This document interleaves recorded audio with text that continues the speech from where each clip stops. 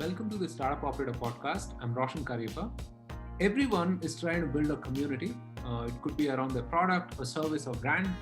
And my guest today has built one of the most popular Facebook communities in the world. And then, stemming from their own experience of managing this community, they've built a SaaS product that can help similar community owners and managers build, engage, and monetize their communities.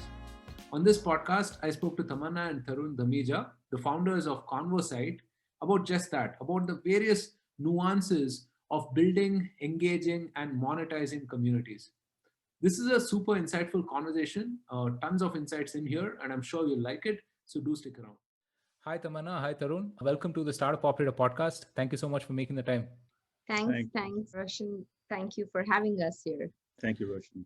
Yeah, as a sort of a budding community creator myself, I've been quite looking forward to this conversation. Really interested in understanding the various aspects of community building, about your journey with Convosight, and certain founder challenges that you're solving along the way. I guess let's first get started with your backgrounds, right? I mean, the both of you are from very different worlds, I would say, right? I mean, you've been in investing and finance, been in marketing. I see non-profit experience as well, and now being SaaS founders, right? Is there like a straight line drawing all of these things together? And how do you decide to commit to one thing or the other? No one's asked me that question like that. Is there a straight line drawing all of this? I guess the one thing that probably draws all of this together is serendipity. And so you're right, in terms of background, we've done a bunch of things, and the majority of both of our careers was in finance and for a long period of time. So the interesting thing is, it's not like we've done something for a short period. We've done something, gotten somewhere and then, moved on to the next thing. But yeah, nonprofit happened alongside our careers, right? It was something we were very passionate about. We always felt like we should do something while we're young. Everybody gets to nonprofit when they're old, right? Like they're like, okay, now we're done. Now let's do something good in the world. We're like, while we're doing everything, we're at the epitome of, energy, career, everything. Let's do something then. So that's always, and that's a constant part of our life ever since. Right. And yeah, from a financial career, realizing that there's an opportunity to add value for new mothers, which is how we jumped on to the ship of entrepreneurship. It just happened because I became a mother, and I just felt firsthand that rather than just one-way information being thrown at me from, everyone around me to everything on the internet, it's just so much content to consume. I just felt like I needed a safe space where there's other moms, who I can take advice, information from, and who are not in a very non-judgmental way, which is where the whole idea of Baby Destination came. So right, fantastic. Yeah, just to add that, I think even in finance, we did a lot of work in trying to understand things. We went very deep into things. And I think that experience is something that in India, there was a lot of unknown. You dig into this market, go very deep to try to figure out where the gaps are, and everything also was something that was very exciting. And through our journey for the last 5 years, it's been very interesting to kind of really dig deep and identify this opportunity that we are working on today. So right. It's been a very curiosity-driven experience, building fantastic. Things one time. So you've had an opportunity to look at all of these different worlds through first principles and get your hands dirty and execute on a bunch of different problems, right? Now, to me, I mean, as I said, all of these look like very disparate worlds. Is there like some lesson that you have picked up from executing in all of these different domains? I mean, if you could think of, let's say, top 2 or 3 lessons that you would like to drop on. Sure. So the one thing I would say is that listening to the users, and I know I said serendipity because I genuinely believe in it. And so I think, just really having our eyes and ears on the ground and just being always in listening mode to identify if there is an opportunity.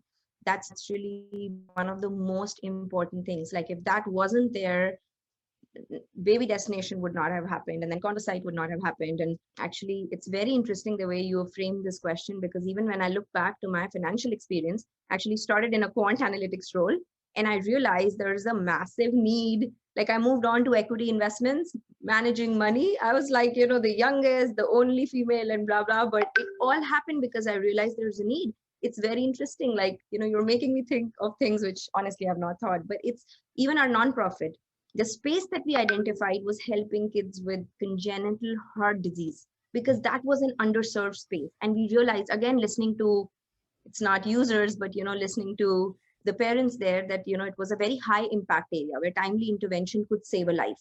So we specifically picked that niche within the nonprofit. So thank you for asking that question. But really, like, that's one. The second thing for me is just sort of get it done, right? So we're very, very big on experimenting. We just go, we roll up our sleeves, and fearless is the right word, or maybe it's more intrinsic versus extrinsic. Like, we just go and experiment, and and you do 10 experiments. I mean, it's just one of them works out, and figuring out what works, and then just put all the pedal on it to scale. But I think those two things are really important for me, and I think have been a constant.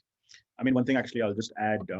So one thing you think about is, what you're sort of, when you read about like startup journeys, you're told that, you focus on one pain point, you focus on one thing. But like, as Tamanna mentioned, I think having that open mind, because most of the time that one thing is something that you don't know, and being very experimentative in your approach. So doing multiple things, but then figuring out which is the thing that's working, and being very diligent about tracking and data, right, is sort of like the way to kind of go. So you might have your hands dirty. You may feel like a chicken running around, trying to like do multiple things. But usually if you don't do those multiple things, you don't find that one thing where the answer lies. And I think the second thing I would just say is that it really comes down to execution, as Tamanna mentioned. And getting things done is something that you have to realize is that you will not be the only one. You'll have to, have the right team. You have to keep inspiring those that are around you, to be able to sort of realign with the vision of what we're trying to solve, so that things just happen automatically, right? And honestly, that's the only way to really kind of grow, to be able to sort of motivate, inspire, live by example, right? Yeah, I want to add a specific example there, which will make it very interesting. So when we decided to launch first Facebook group in baby destination, everyone, including Tarun, was like, what? Why are we doing a Facebook group? Like, why are you crazy? Because I was going to some parenting events and spending all days there in the sun, right? And getting numbers and trying to see if we can do Facebook and WhatsApp groups. And he's like, what are you up to? Like, and I was like, there's enough data to show this is where moms are spending most of the time. To build another app and to drive paid traffic is something everyone under the sun is doing. And, it's like, was an easier path, right? Like, you launch an app, you have a forum, and let me build a community there. I'm like, why would a mom come there to chat? She can chat on Facebook, she can chat on WhatsApp. That's her behavior today. So I'm like, just give me 3 months to do it. Like, I'll do it, right? I didn't even tell anyone, I think, when we launched our first WhatsApp group, because everyone's like, hey, you moved back from New York to start a Facebook group, like, what's going on? Did you just get fired? I'm like, so I just want to say that just doing things, not just always following the norm, but doing whatever, like you said, first principles, right? There's no reason to not do that. But that's an example that I wanted to take. Right. Fantastic. So I have inhabited, different worlds as well. And I kind of see a commonality in terms of, how you handle, whether it's people, product, or process, right? I think whether it's like, let's say, something as different as, let's say, music or SaaS, I mean, you can, of course, have a common level of abstraction in these two very different worlds also. So I can quite relate to, what you're saying in terms of a common approach in solving different problems, right? So all right, let's talk about community building. We're living in times where people are congregating more and more around, let's say, causes or passions or brands and so on and so forth, right? And literally everyone out there to some degree is either part of a community or trying to build one. Considering that, you built one of the largest communities, out there on Facebook and are invested in, helping communities grow, what's a good place to get started? What is the 101 of building and growing a community? Sure. There's just few things, right? First off, the word community is very, very overused, right? And the concept of community is not new. We've always existed in community, right? In our family, in our neighborhoods, in the clubs that we were a part of, offline communities. And the difference is now they've come online. But I do think the word community is a little overused and misused, if I can have the liberty to say that. What is a community? The biggest thing that we need, that defines a community, is connection and trust, right? So it's not, a broadcast platform. And I'm going to just go on record to say, like, an Instagram is not a community. It's a one to many communication that happens there, right? In order for us to define something as a community, what is the one thing that we need to crack? It's the connection between the members. Often I hear individuals, brands, founders say that, like, what kind of content should we do in a community, right? Like, how do I create the content strategy? I'm like, don't create a content strategy, create a strategy to foster connections. So, and the reason I say that is, it's just very important to understand, first off, is my understanding of the word community correct? If I talk about Instagram, if I talk about a Facebook page, if I talk about LinkedIn, I mean, of course, everything is a community. Maybe all social platforms are a community, but in essence, if you have 50,000 followers on LinkedIn or Instagram, the only thing in common between them is that they follow you. They are not connected to each other. I just really want to highlight, right? Interesting. So, with that, the first objective of a community becomes pick a platform which has the ability for you to foster connections. It could be Reddit, it could be Facebook group, it could be Discord, it could be a Slack channel, it could be just where members have an ability to even connect with each other, not just follow, right? An audience is not like, a community member base. That's one. Second, like I said, the most important job then becomes to first is to find the right platform. And like, that's why I took my example. For us, mothers were on Facebook and WhatsApp, and that's where I went without thinking, how will we build technology? How will we scale? Oh my God, it's Facebook, right? It's a black box. Like, let's just go where the members are and then we'll figure.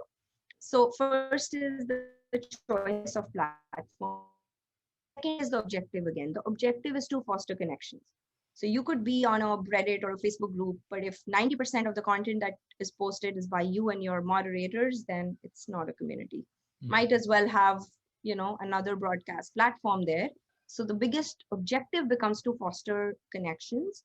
And there's several ways to do it. One is, the first 100 members have to be members that are either your most loyal customers, or members who have the same shared pain point or interest. Just need to identify those first 1,500 people, because they really grow and become the core members. It's like, and you have to let that core member group emerge, right? It's like, think of your experience. If you're a member in the community, you'll first become a member, you'll just be in listen mode, you'll observe, right? And if you see value, you might contribute there, right? You might just help someone and answer a question. And the minute people start appreciating you, or someone says thank you, that's it, right? That's the next level for you. So think of every member, and I say this often, we spend so much time thinking about our product, right? What is the onboarding experience? What is the engagement? What is that member experience from the point they land on our product?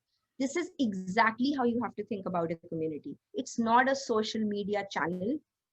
It requires, it's, if not more, at least as difficult as building a product. So and the reason I'm saying that is because I often get a lot of questions on this, right? How do I just hire a community manager who doesn't even have any context of the category? There's no way they'll be able to build it out. One more thing I'll say is, more than quantity, quality of members and conversations. That's it. Two things you need to know is quality of members and quality of conversations. Because if the quality of conversations is not aligned to the purpose and mission of the community, even the most engaged members might, like, no one wants spam in a community. So, unlike all other channels where it's like, millions and whatever, tens millions and now billions of you, it has to be the quality of members. And then organic referrals, organic growth is the best way to grow a community. And I think that's one good thing that happened. There was no way to run a paid ad to build a Facebook group or a WhatsApp group, right? Just by definition, it's all organic, which is why it really is people who want to join, who want to discuss, that pain point or that interest. And I mean, the same thing for Convosight. I just want to mention that when we started our community of community creators last year in May, today we're like close to 2,400 community creators there, and that's our biggest source of acquisition. Like 70% of admins who are on Convosight have discovered us through the community, organic referrals. So it's a dream come true if you get it right. But just, I think knowing the basics is very important. And lastly, I do think it takes time. So it is a slow burn. Think of this as the organic SEO of Facebook, if I may, just for lack of better term. So yeah. I'll add one thing. I think that listening to the user piece that we talk about in product, right? Hmm. So as your community gets built, as you think about what to kind of, write about in your community, what topics to have discussion on, I think doing like simple things as just like asking questions, asking users, having them do a simple surveys and things like that, right? Really gets you get them engaged first of all because they will contribute, right? Hmm. But also like you get to find out as to what their specific pain points are, right? Because I may be a community member and I may not necessarily have seen a topic that I have really been focused on, but if it shows up in a survey, I may, you know, enter that. I think those things, along with the things that Tamanna said, really helps you kind of take off. Yeah, it's like bottom line, and I say this especially to founders, that how we say do things that don't scale. When you're building a community, just don't think of let me scale and let me first have a 1 million goal. This episode is brought to you by Mulya. You want to move fast? Sure. But without breaking things? Now that's a hard ask. The thing is, once you have some base of users and customers, you just cannot afford to risk quality. So how do the likes of Cred, Swiggy and CureFit, some of India's fastest growing startups, ship at lightning pace and delight their users and customers? Simple, they're working with Mulya as a strategic quality partner. Mulya is India's most talented and passionate community of testers. They've helped prevent thousands of bugs and regression issues. So as a CTO or a product owner, if you want to reduce tech debt, especially while you scale, do check out Mulya.com. I've interviewed Mulya's founder and CEO Pradeep on the podcast earlier, and we spoke about how startups can improve quality while scaling and things to that effect. You should definitely check it out. I'll link to it in the description below. Now back to your regular programming. I think, more than a couple of things I want to double click on, right? I think the first thing is you've made a very important distinction between fans and community members, right? And you rightly said, it's a very decentralized sort of a communication within a community, right? It's not a broadcast, as you mentioned. And oftentimes, capturing that spirit of the community is not a trivial task, right? It's quite difficult. It's not so straightforward always. Any advice on capturing that spirit of the community, and also seeding conversations that could multiply and evangelize that spirit within the community? Sure. Very good question, Roshan. So, what is the spirit of a community? How would the spirit come? So, like a founder builds a product, a community creator builds a community. When I build a community, I started because I have a pain point, or I'm super passionate and I just want people like myself, right? I want to meet them, I want to foster those connections, or I'm a founder and it's a business-led community. I'm brand, I want to build a community for my consumers. It's very important to define the purpose of the community. We talk so much about, the purpose, the mission and the vision of a company. It's important to define that. And, I often like people don't define that, right? Like it's just because we want to build a community and they're not clear on that and not clear on the objective. So it's important to lay that down. Community values are very, very important. Like how there's values in a team, and I'm going to draw these parallels because they are very important. But how we have a set of values for the team, it's important to have a set of values for the community and then live by it. So we now have the purpose of the community, we now have a set of values of the community, and we go out to the world to, let's say, launch. When we launch, we try to get, and I said 100, right? It could even be 20, it does not matter, it depends what the community is. Get the first set of members who we know, which is why I said it's do things that don't scale. We may have to handpick those people because we know they're super passionate about it, right? Or the reason I used to go and stand for hours in those parenting events is because I wanted to identify the first 25 moms from India. I didn't become a mother in India. I became a mother in New York. I cannot identify with the pain points in India as much as I can here, right? The medical system is different here and all that. So I wanted to pick it. My friends would not have been the right. So I went and I pretty much like recruited those set of members, right? So I'm just saying that that's very important. Now with that, if we get into the spirit of the community, what does it mean to bring the spirit alive? Let's say it's a community on entrepreneurs, right? Let's say Roshan wants to launch a new community, and of course your objective and purpose is clear. You want to get like inspiring entrepreneurs and bring their stories out in the world, the real stories. and you pick the first handful of entrepreneurs that you think would be very interested to contribute as well as to learn. Once new members start joining, let's say Tamanna joins, after a month and whatever, you're like like a few hundred members. What will bring the spirit alive for Tamanna? What is the first thing she'll do? She'll go through the conversations that have happened, and she'll see if it is relevant to what you've laid out as the purpose of the community. So if I start seeing, what, most of the conversations here is just Roshan posting his podcasts, which is great, but I don't need to be in the community. I can go and follow him on Twitter, etc., to get that. Or if I see that, what, most of the conversations are people just asking for, let's say, marketing tools. I'm just going to take a couple of examples, right?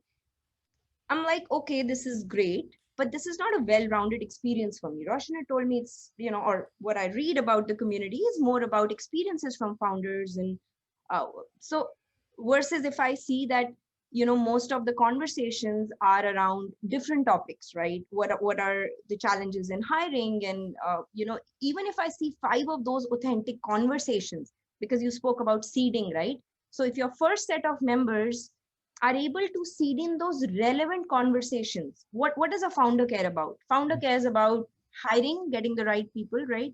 Cares about product market fit. What does it even mean, right? It's all out there as jargon until what does it mean in principle? A founder cares about funding, right? How do I get capital? A founder cares about how to do the right PR, right? Like, oh, what? So if I'm able to see those relevant, and even if they are seeded, it's fine. But to Tarun's point earlier, how would you know what's that relevant? You have to listen to your consumers again, like a product. You have to know what is the top 5 pain points they have, seed in that content in the community, and you will see the spirit come alive like nothing else. It's a dream. It's magic. Just 5. That's it. And by the way, this rule of 5 has been on since 2017, since we launched our first community. This rule of 5 works for brands, it works for founders, it works for all communities I've either set up or advised or, marketed in. Right. No, I've heard of it as well. I mean, if you can get 5 customers, you can get 10, and if you can get 10, you can get 100. Obviously, I mean, it's not as simple, but at least there's a path forward in that direction, right? I mean, you know what to really work upon. The other thing I wanted to talk about is early adopters or users, as you mentioned, right?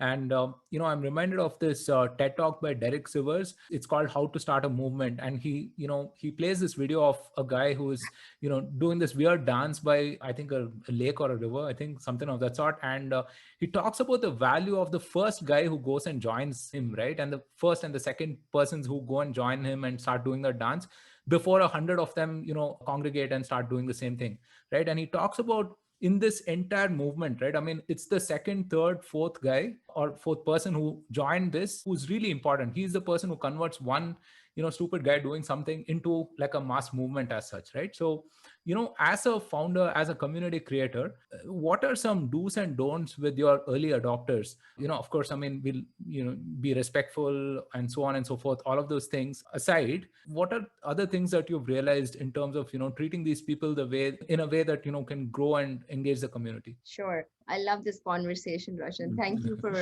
it's just so My it's pleasure. it's like, we already know each other and we know the space. So I just want to say something on this whole movement piece. So I don't know if you know or you have read this book Purposeful by Jennifer Dulski. No, I haven't read She it. was Yeah. the head of groups at Facebook. Mhm. And I had an opportunity to read the book. And the first line there is, are you building a company or starting a movement? And it talks about purpose is, contagious, right? And on that note of starting a movement, and I do believe everything in life is that. And since you've gone into the backgrounds, right, whether it's a non-profit and or whatever, it's about starting a movement. But how do you start a movement?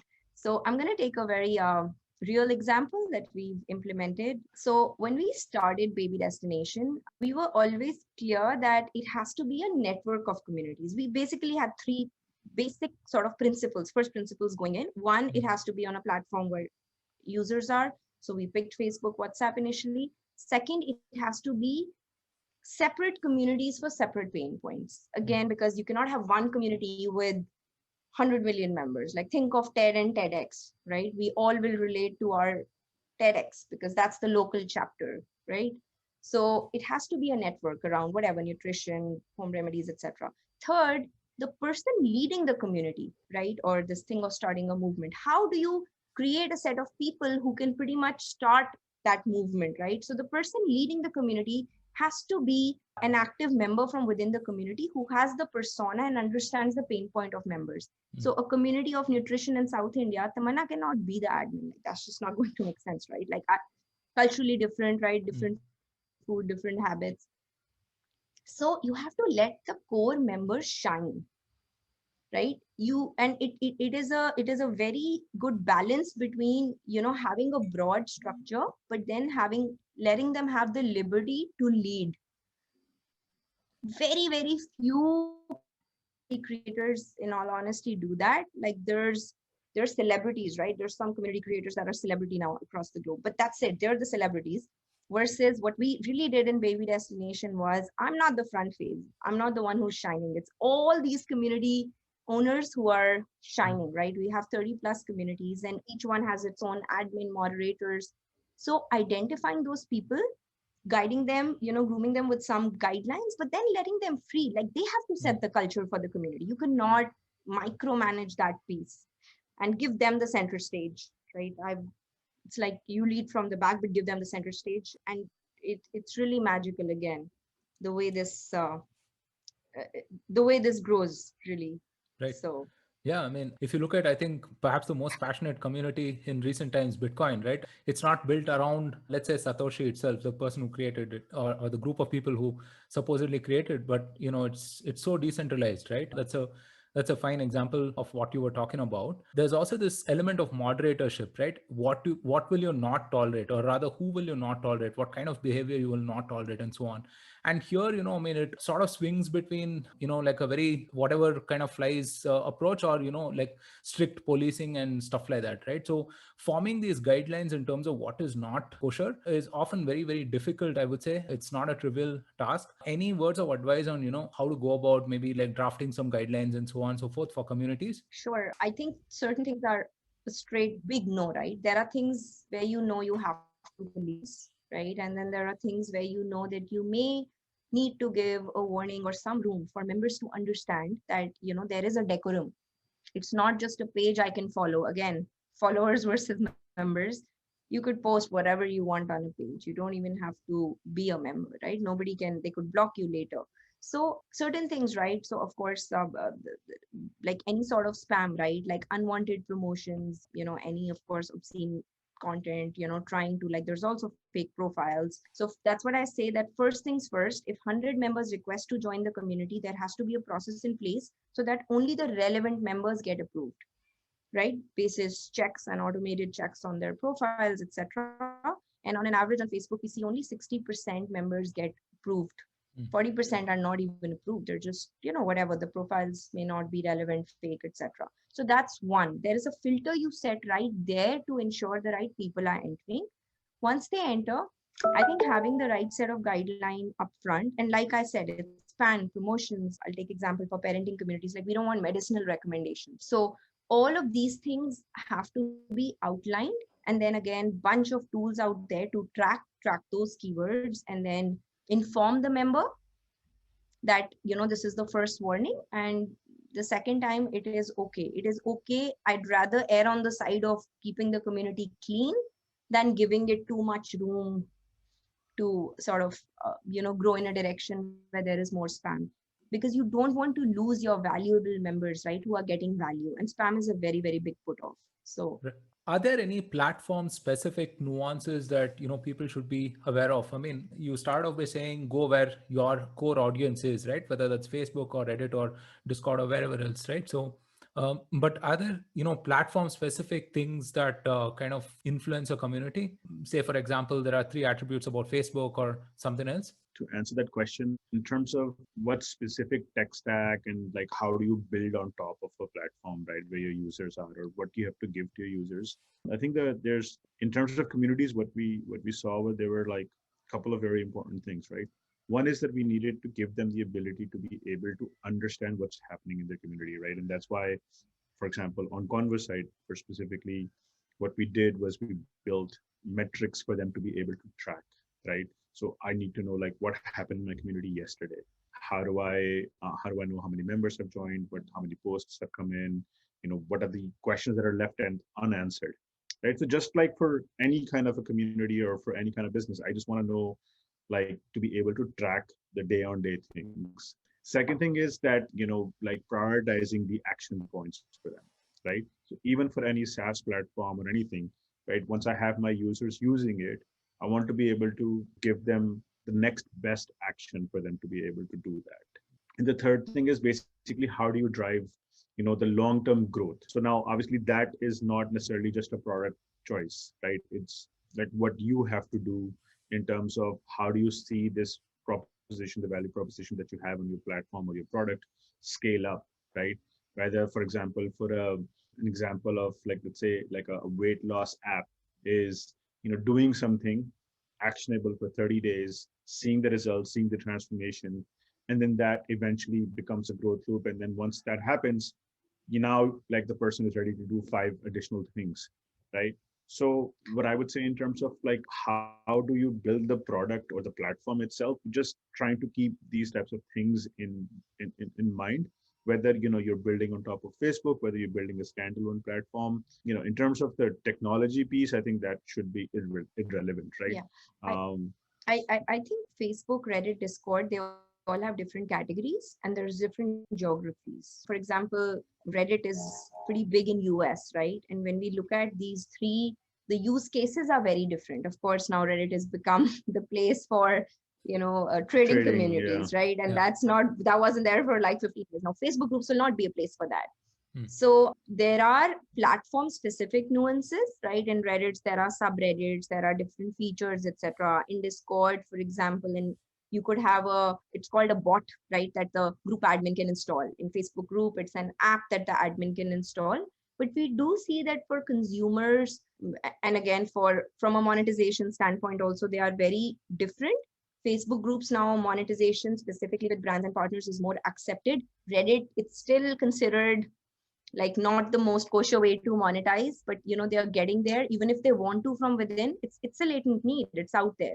It's just not accepted as much, and I think they'll go through that journey just because that's going to land big revenues to admins, which is in the right interest of members.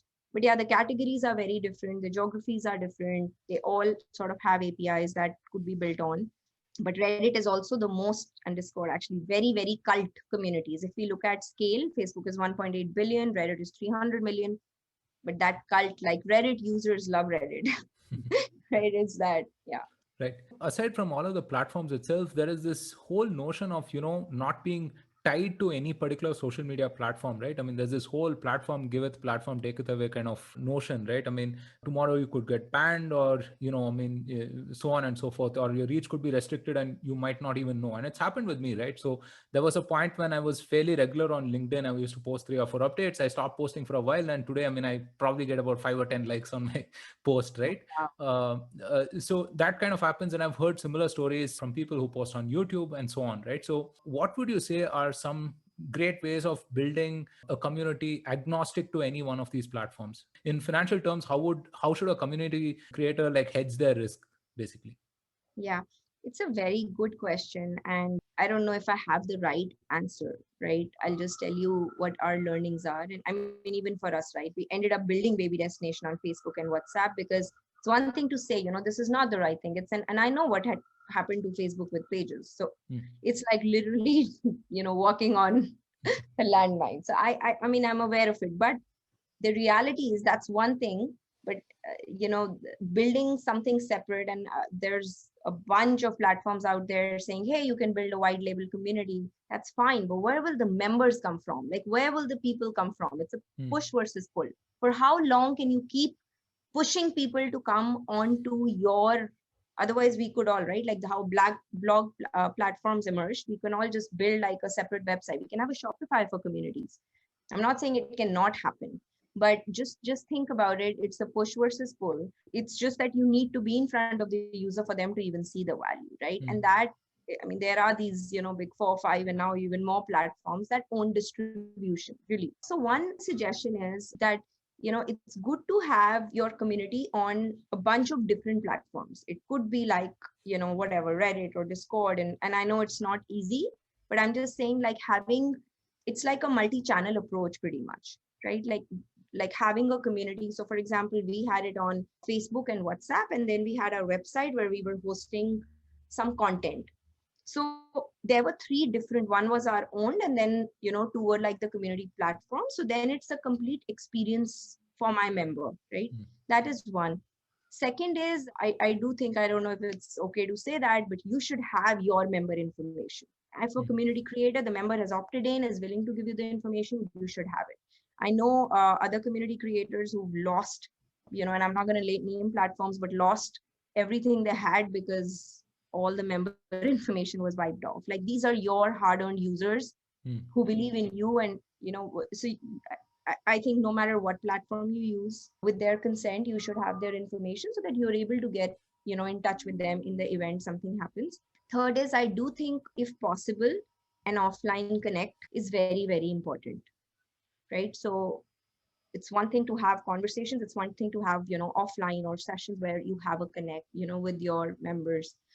um, so those are some suggestions. Yeah, the only thing I would add is that until you figure out what the pain point, like Tamanna mentioned, push versus pull, there's obviously, if you listen to your users, there might be pain points that you figure out for which you can do something, like something that you can maybe build a single landing page where you can drive users for certain transactions, because it is a need, right? And there's nothing like that. So for those types of things, listen to your users and experiment. You may want to experiment because this is a place where you do want to experiment. And if you find that niche, or if you find that pain point, then it's an easy thing to kind of drive. For that specific need, they would come to your platform. They would come and either engage there, transact there, right, and help you basically then have that one thing Like that owning you your can, user, basically. yeah. And I'll take the example of Fitter.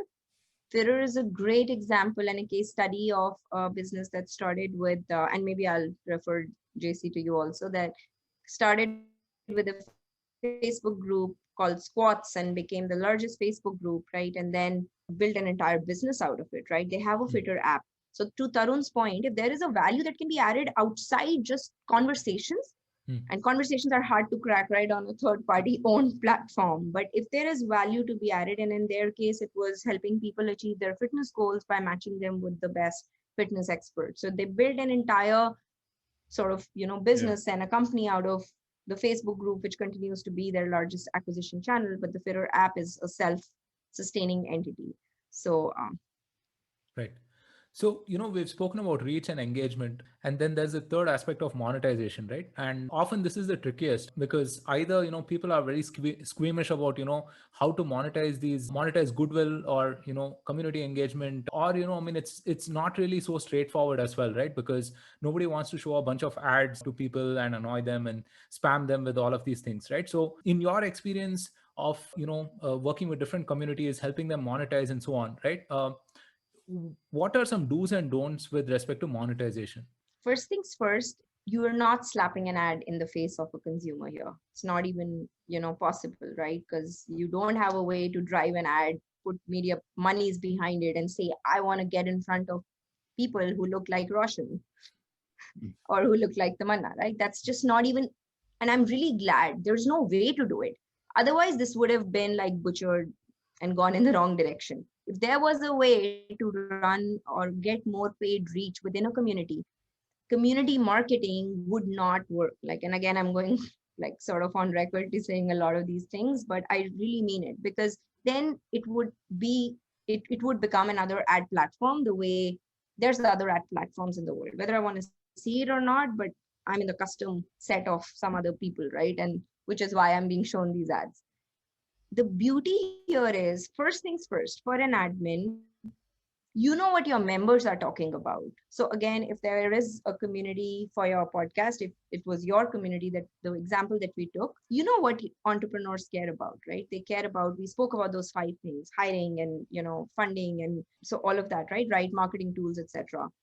if a right VC fund wants to come and talk, right, do a video with you and tell them about like an accelerator program that they're starting and invite applications, you could partner with them, right? It'll add value to you because you can monetize. It'll add definitely tremendous value to the members and to the VC fund, and with proper disclaimers and disclosures, right? That this is a partnership, paid partnership, this is supported, etc. Using the right language. Second, if you, let's say, partner with a marketing automation tool, because founders do look for that, right? And either just provide information that educates them about the category, which is marketing automation, or engages them to share their experiences with marketing automation, right? Or gives them a specific value. Hey, this is an exclusive value, right? This much, either it's a percentage discount or like, 15-minute office hours with the founder of a marketing automation tool. That's tremendous value to you. Of course, you're monetizing to your, members who are entrepreneurs, and then to the brand. Hiring, again, same thing. So it's first things first. You can only market something which is answering the top 5 pain points of your consumers. So it's all my rule of 5 pain points, right? What do they talk about? How can I, as an admin, bring value to them and educate them, whether it's through right brands, etc., to answer those pain points and engage them, right? And it's beautiful, because once you do it within a community, like I said, the only way it'll get a bigger reach, etc., is if it organically gets picked up. If your entrepreneurs say, hey, this is great, and by the way, and there's more and more comments, and then somebody posts, hey, last week you did a podcast, but I have another question. So I'm just going to make another very, very interesting point here. On all the broadcast platforms, your engagement is limited to that post. Let's say you do a video on LinkedIn, Twitter, it's a paid partnership. All the engagement is limited to likes and comments there. In a community, you do it, there's likes, comments, which will only happen if it's organically picked up. There's no way for you to boost it, so to say. Plus, over and above that, there's other conversations or posts. So your engagement is not limited to that. Like somebody may see it 2 days later and say, hey guys, but I have another question. May start a different thread altogether. So there's multiple threads, and it's a awesome way to drive right frequency. It opens up other thoughts in the mind of members as well. So which is why I say it's like I truly believe it's never before way to engage with your consumers meaningfully. Right. So that's one thing that the admin has to keep in mind. Only engage with relevant brands, partners that will add value to members. You always have to think about your member NPS, if that's the right way to say it, right? How happy are they with this? Yeah. Right. Yeah, and I think, and this is more around sort of compliance, right? Like advertising laws, right? If you do campaigns, I think it is important to, ensure that you follow the new rules that have come in, which is the ASCII rules, right? To ensure that you do put that out, let the members know. See, it's ultimately, if it's for the benefit of them, that's really what, but so disclosing that it's a paid partnership, it's in support of or in sponsorship of, I think that transparency, right, continues to build that trust. Right. So I think that is also important. Yeah, that's a great point. I think trust and transparency is like the bedrock of any community, right? I also feel that advertising is the lowest resolution solution to this whole monetization problem, because as Tamanna was saying that, abstracting what the core behaviors are and perhaps looking at it as a product itself will lend a lot more value, right? I mean, it won't even be seen as a monetization effort in if it's seamless enough, if it is symbiotic enough, right? So all of this lends itself nicely to the founding journey of Convosight, right? So how did you go from idea to product to company? When did you have this epiphany of, building Convosight, and what has the journey been like? Sure. So the epiphany happened when we were building Baby Destination, right? Hands down, we started building initial tools. We had started building insights models, which got us to the top 5 pain points. So initially it was me writing down surfing through thousands of conversations, and later we just productize that part of it, right? How to get insights, and that used to drive our content and growth strategy. We had started experimenting with brands just to partner with them, And it happened because I saw that 40% conversations were around specific brands and categories. And I'm like, it's a no-brainer. I mean, I know nothing about marketing. I was in finance. Like, why is this not happening in the world? So maybe with a very naive mindset, and somebody told me this once, you have a very childlike view of the world. And I think it's okay. So we started doing that with certain brands, and there were tremendous results, right? There was some pushback. There was some pushback from members. Hey, like, why are you doing this with a brand? But so all of that was happening. And then we got selected by Facebook for a program called Facebook Community Leadership Program. It was the first time ever that Facebook had decided to invest $10 million to top 100 communities in the world.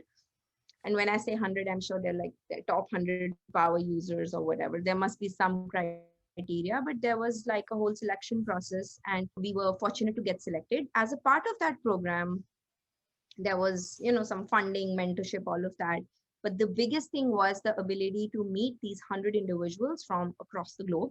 We had actually 3 in-person sessions, right? Like offsites with them in Menlo Park in Singapore.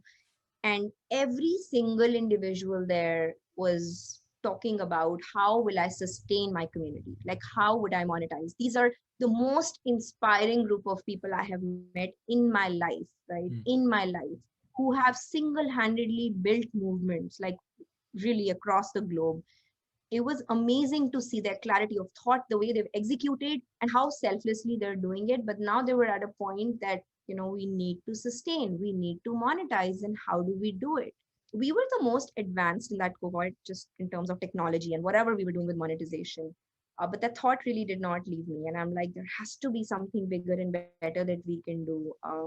That's where really, like, the whole idea came. We tried to see if there's any plans, but I think just advertising within, in communities is not something Facebook also probably, I don't know, it's probably not the right thing to do. But that's where we came back and we said, we're right now, it's like a drop in the ocean with Baby Destination. We can keep scaling that, but why don't we use our learnings, put it on a platform, enable all these community admins to become a little bit more professionalized, because that's the stepping stone towards monetization, because they've never thought of it as a business, and then enable them to monetize through managed and self monetization tools. So that happened, and we launched Convosight in January 2020.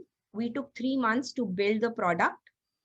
First 3 months was closed beta, where we work with a select set of communities and brands. And as a part of it, we built both moderation features as well as monetization features. Because the bigger problem was professionalizing them as well. Like, enabling them to, they're very good at building a community, but enabling them to understand really what's the secret sauce, right? What are your metrics? Why are you so kick-ass versus really all other platforms in the world in your category?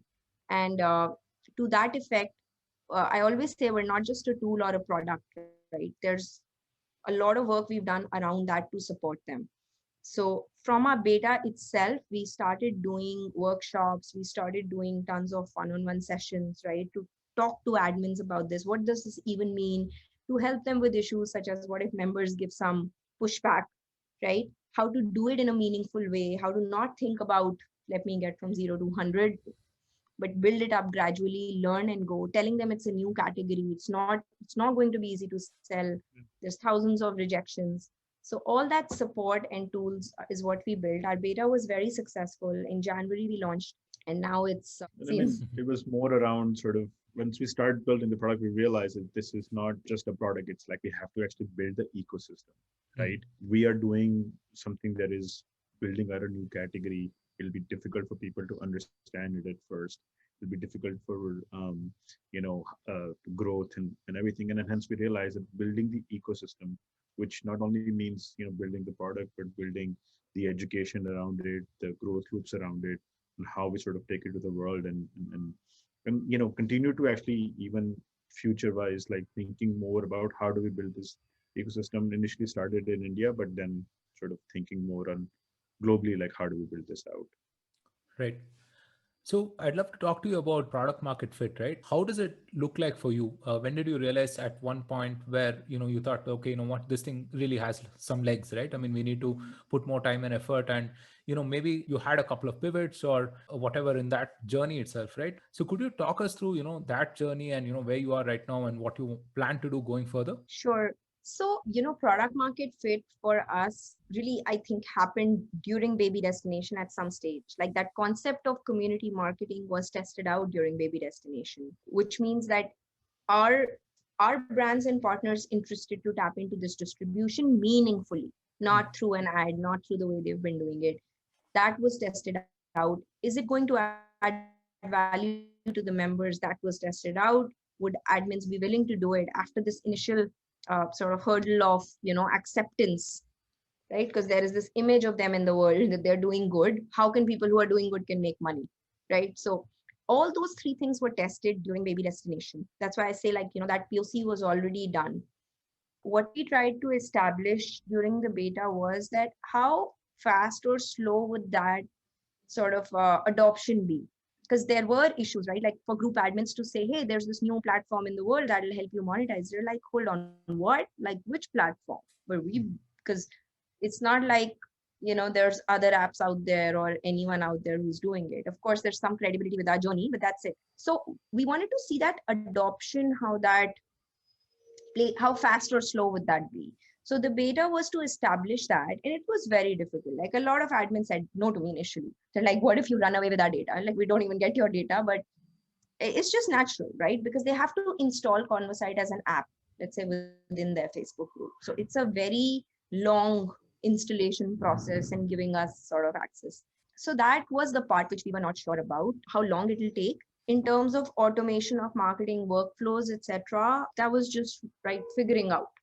Again, during the beta, we figured out what's the best way to build a workflow that is end-to-end automated so that we're able to get the right metrics for brands, whereas ensuring there are Chinese walls between communities and brands, right? Because no brands would become a part of the community or get access to any personal information, right?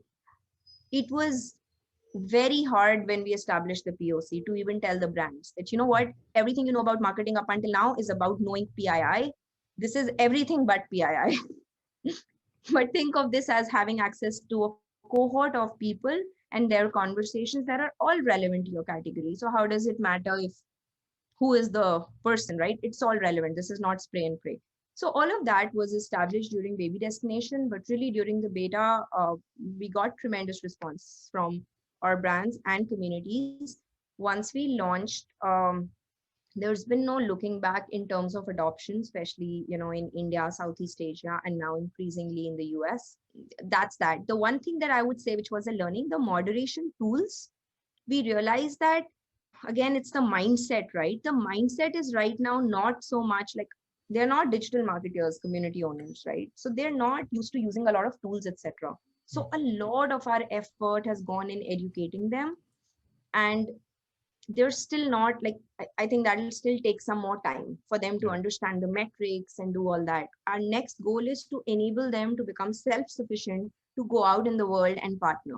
So all of the tools that we are going to now provide to them, such as even independent pitch decks or having their dashboard where they can track their earnings and their, like, all of that should be able to like enable them to independently go out there in the world, right, and build a recurring business model. Yeah. One thing I just add quickly here is that, one of the key things for us was building this community of community creators, right? So there's a community called Facebook Group Growth and Monetization. And there, what we saw was like how, people were coming with the questions. They were coming with questions on using the platform. They were coming with, like, we have a daily report that goes out to them. They were coming if the daily report got delayed by an hour, like, all of a sudden we'd get so many messages and everything. So I think having that ability to be able to get this feedback, and through this community, we were able to clearly see that this is really making a dent in everyone's day-to-day, both management and then, as and when people cross certain thresholds, queries on, monetization, would love to do monetization. Those types of things told us that we are on the right track. And our NPS, just to mention, is 81. Wow. one thing we thrive on is user love. Like I honestly feel extremely privileged to be serving this group of users. Right. I was telling you about our funding news. I'm amazed to see, I was overwhelmed with the number of users sharing this news as their own victory, like, achievement. And then, creating content and sharing to us, and their members congratulating them. Because I think they know that we are all co-creating this. So I always say we're co-creating this with creators, right? We're not doing this by ourselves. But that user love is it's exceptional. Like I do feel like our team feels that we have this opportunity to transform lives, right? It's like generating livelihoods for them. It's yeah. So Yeah, it's fantastic to see both of your passions, right, about this. And I'm kind of reminded about this quote that says, first time founders think about product and second time founders think about distribution, right? So I think your journey has been about building a community and then building a product most relevant for that community, right? It's amazing. In fact, I mean, any founder listening to this would, really envy that position to be in, right? Where you have an understanding of who you're building for first before you even build something for them. So, Tarun, you mentioned growth loops more than a couple of times, right? And I wonder, how you've tried to engineer this growth loop at Convosight itself, to get that whole virtuous cycle of, find a relevant customer, get them to engage with you, and then, get them to pay for the product and so on and so forth. So any tips on, customer acquisition and how you've set this up at Convosight? So I'll break that down into two, right? One is basically the Convosight admin side, and then the brand side, right? In terms of for the creators, our purpose was to actually build this out and give it to them, right? So when Tamanna mentioned that, we went from baby destination to Convosight, because we saw that in the 100 cohort that we met, this was a huge problem. We started to realize that this is a much bigger problem for the 70 million creators that are building on Facebook. Hence, like when we started doing this for the admin side, there is no as such, fees that we charge. It's a free platform today. And in terms of acquisition, it's just, you're actually just going, directly to the pain point, right? By giving them tools, by enabling them monetization. These are the two pain points that we realized very early on are the biggest sort of deterrent. And there's been validation constantly that we get through our communities, through the user interviews, and the success that we have seen in terms of, like I would say that, like out of the 300 million members or 7,000 groups that we sort of track, which are more, we consider meaningful groups, which are 250 members or more, most of that acquisition has happened organically. Honestly, we've not spent anything. It's been through our community, our efforts, our workshops that we have done, our partnership team that actually goes and talks to them, tells them what the product is. And once they hear from them, they're like, yeah, this is like, I've been waiting for this, right? So a lot of that acquisition has happened organically. And if I were to ever like look at the numbers, which we do have to for investors, like our acquisition cost is just like nothing. It's on the brand side, right? I think it has been, and I'll let Tamanna talk because she is driving sales. But it has been a learning curve, right? I think it's been, because it's a new category, it has been, education driven, I would say, where we first opened up that what is this world about? What happens in this world? And then sort of getting them some experiments, some POC to give them, a taste of what they're actually missing out on. And then I think growth loop has been a built-in feature, even though it's not necessarily planned.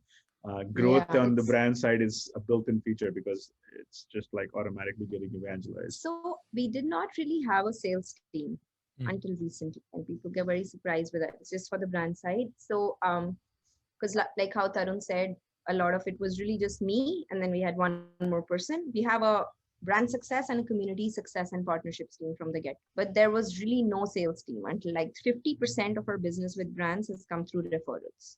That's how our international growth has been. So that's really, referral is the best way to grow, and these are organic referrals without even asking, right? So you start working with the brand and they do a paid pilot and they extend, but then they also refer, hey, did you know about this new way to market or engage with consumers? And it's really heartening to see the adoption then there. I mean, it takes years to establish a category, But this is mind blowing. Like even for us, right? Just because, and that's why we didn't have a sales team. It was hard to hire people. Nobody's gone and sold this before. So yeah, and even on the community side, like how Tarun said, the whole community partnership and success team, like I remember when we talked about it in our first board meeting, they were like, okay, great, but you're not going to charge from admins. So investing in a team that's onboarding them, where there is really no sort of revenue on the admin side, right? It might become a very expensive exercise. But we knew it was very important to do that because, again, there's no other such platform in the world. So they will need some hand holding. And that model has been tremendously successful. Our community partnership and success teams are now, we're scaling them across countries. We've done 200 plus sort of workshops, etc., to get them on board, and that referral loop just continues. It's pretty good. And one thing is that sometimes when you're launching in a new category or when you're building something new, I think it's you may face, like, if you don't do the education part, you may face rejection, right? Oh, the people don't want this. But I think educating, especially if you're building something new, it's just people are not aware, right? You can only keep the top 10 things that are going on around you and track those, right? And educating them about that I think is a key thing, both on the admin side, on the brand side, letting them know why this world exists, what this can do, and then looking for that validation. I think it's like important. turnkey versus, right? We love turnkey, product led, which is great. Turnkey is great, but when you're establishing a new category, it's just, again, first principles. What does turnkey even mean? There needs to be education out. So that. Right. This has been a fascinating conversation. We've covered plenty of things around, community building and then Convosight and monetization, things to that effect. I wonder if you can talk about the broader space, right? This whole creator tool space and so on is doing fantastic things for people around the world. It's empowering people to pursue non-traditional sort of employment, and it's empowering very diverse communities and diverse set of people to do their own thing, right? Convert their passions into something sustainable. How is the whole tech stack for this community or creator sort of a space evolving? Sure, very interesting question. You're right. The whole passion economy, creator economy has become a very, very hot space, right? And there's different kinds of tools adding values. There's one set of tools that just enable, let's say, community creators to launch communities, white label platforms, right? Which we spoke about. Then there's tools that are aggregating different, like horizontally, right? Like aggregating different community platforms and trying to see if you can have one view of your member across different communities. The only caveat there is, on those tools, they don't have Facebook groups because there's no way you can get individual information of members on Facebook. So you can think of a simple spreadsheet where you have your member information and behavior across Slack, Discord, etc., but Facebook group will be a missing link there. So there's a bunch of tools now doing that. Then there's tools which are serving individual creators, help monetize from their members, which is a big thing, right? And the tools of, Patreon, Gumroad have added a lot of value in the ecosystem, really defining the space.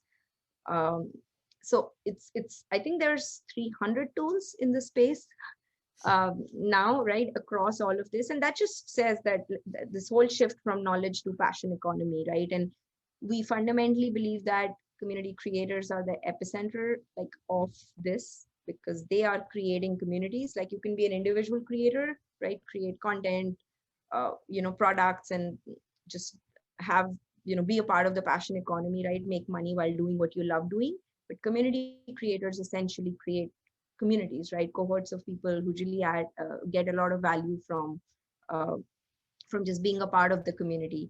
So, of course, our focus has been there.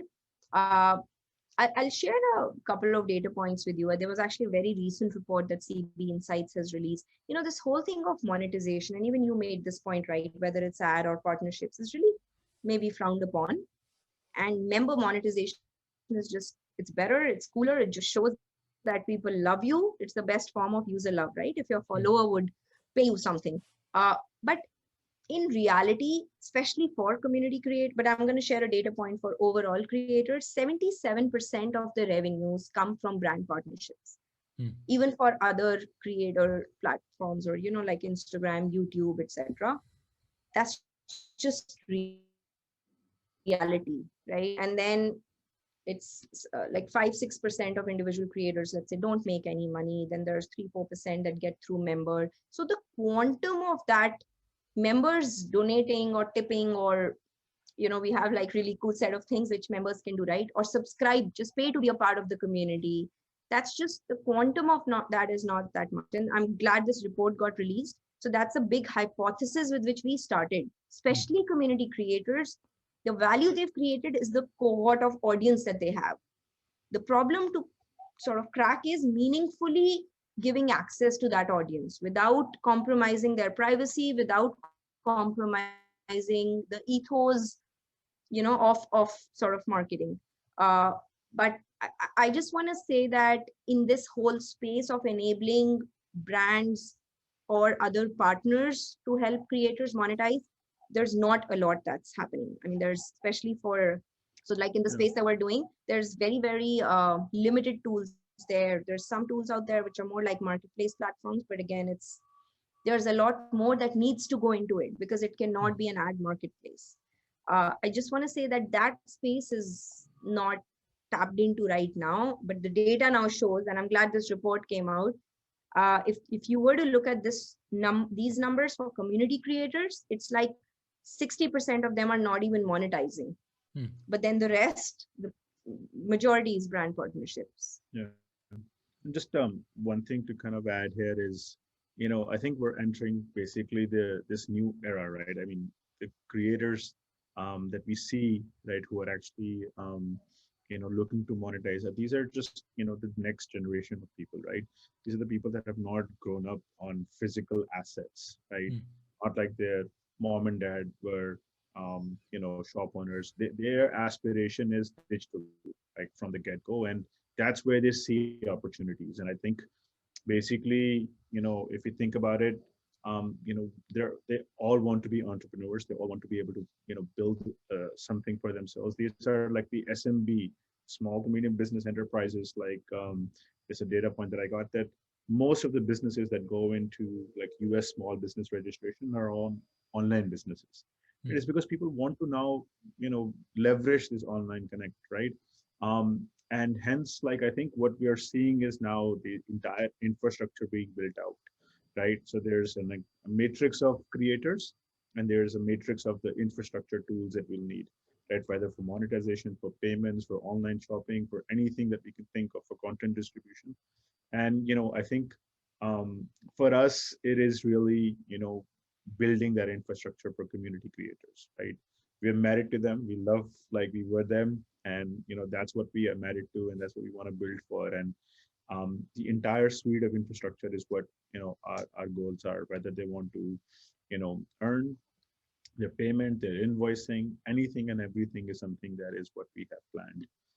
Our goal is that they should be the leaders running their businesses. They are their CEOs, and we are just a platform that gives them everything that they need to monetize, right? So anything related to monetization of community creators, we want to be that backbone. It's a very, I don't know, ambitious goal, but when people say do one thing, like have one feature, but we were like, this is like, how do you do one thing? Like you have to provide the support, you have to set them up. It's like setting them up was the bigger problem, not just launching a feature. So right. I really love how you've transformed a personal problem into like a broader cause and a community itself, right? I mean, it's been fantastic. Before we end this podcast, where can people find you, and what would you like them to do? I would want people to first of all, enable community creators, right? Just support them in whatever way that they can. So if you're, I don't know, if your brand's listening, then do consider tapping into communities, right? If there's people who are listening who want to join the cause, then just reach out to me, come on board. We're looking out for people who love charting out the uncharted territory, right? Like figuring out the unknowns.